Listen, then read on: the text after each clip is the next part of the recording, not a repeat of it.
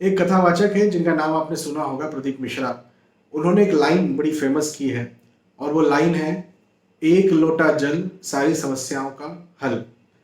और इस लाइन का मैं बहुत बड़ा समर्थक हूँ। प्रदीप मिश्रा जी की हर बात का मैं समर्थन नहीं करता हूँ, लेकिन इस लाइन का मैं बहुत बड़ा समर्थक हूँ।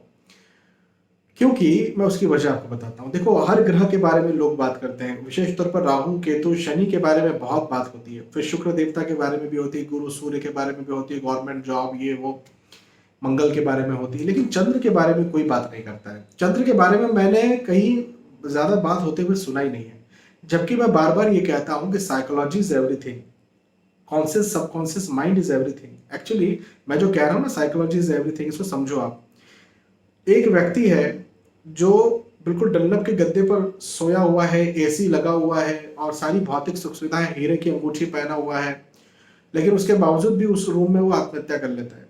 हाँ, और एक व्यक्ति है जिसको अभी जिसका कोई सेटलमेंट नहीं हो रहा है, कोई बहुत अच्छी जीवन उसका भौतिक दृष्टिकोण से देखा जाए तो नहीं है, उसके बावजूद भी वो खेतों में घूमता है, वहां पर बैठा रहता है, एंजॉय करता है, अपने दोस्तों के साथ घूम रहा है, मतलब खुश है। मैं ये नहीं कह रहा हूँ कि इस इंसान का जीवन अच्छा है, उस इंसान का जीवन अच्छा है। मैं भी प्रैक्टिकली कोई यहाँ पर जज नहीं कर रहा हूँ किसी को, ना आप जज कीजिए।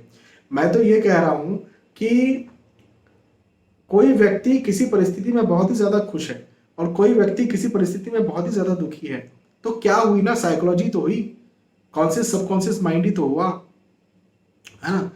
अब ये आप किसी भी तरह से मान लीजिए, आप ये धन के दृष्टिकोण से मानिए, आप परिवार के दृष्टिकोण से मानिए, हेल्थ के, इवन इवन कई सारे लोगों को आपने देखा होगा, स्वास्थ्य उनका खराब रहता है, उनको अच्छा खासा फीवर है, फिर भी वो खड़े हैं और बिल्कुल काम कर रहे हैं। और कहीं लग गई है, चोट आ गई है, उसके बावजूद भी वो काम कर रहे हैं और वो बोलता है अरे कुछ नहीं हुआ। और कुछ लोग जो है थोड़ा सा खून निकल जाता है, अरे बाप रे बहुत लग गई, बहुत लग गई, हो हल्ला कर देते हैं। तो क्या इनको दर्द नहीं हो रहा, इनको दर्द हो रहा है, ऐसी तो कोई बात नहीं है। तो साइकोलॉजी यहाँ पर वर्क कर रही है। तो परिस्थिति में आप खुश हैं या आप दुखी हैं, ये तो साइकोलॉजी तय करती है ना भाई। ओवरऑल साइकोलॉजी ही सब कुछ है। आप इस बात को जब समझ जाएंगे तभी आप मैच्योर कहलाएंगे। पैसा सब कुछ नहीं है। आपका जब साइकोलॉजी की बात आती तब मैं बात कर रहा हूँ। पैसा सब कुछ नहीं है, परिवार सब कुछ नहीं है, आपका हेल्थ भी सब कुछ नहीं है। इवन अब भाई एक व्यक्ति जो है वो अभी कल मैं वीडियो देख रहा था, तो वो जैन परिवार से आते हैं, करोड़ों अरबों अरबपति हैं वो। उन्होंने अपना परिवार भी छोड़ दिया, उन्होंने अपना धन पैसा करोड़ों रुपया भी छोड़ दिया और बिल्कुल वस्त्रहीन वो हो गए। और वस्त्रहीन हो गए तो ऑब्वियसली ठंड लगेगी, उनका स्वास्थ्य भी बिगड़ेगा, लेकिन उनके लिए वो कुछ नहीं है, हेल्थ है ना। तो मैं वही चीज बता रहा हूँ, यहाँ पर क्या वर्क कर रही है, साइकोलॉजी वर्क कर रही है ना। तो साइकोलॉजी इज एवरीथिंग। अब साइकोलॉजी को रिप्रेजेंट कौन करते हैं, तो रिप्रेजेंट करते हैं चंद्र।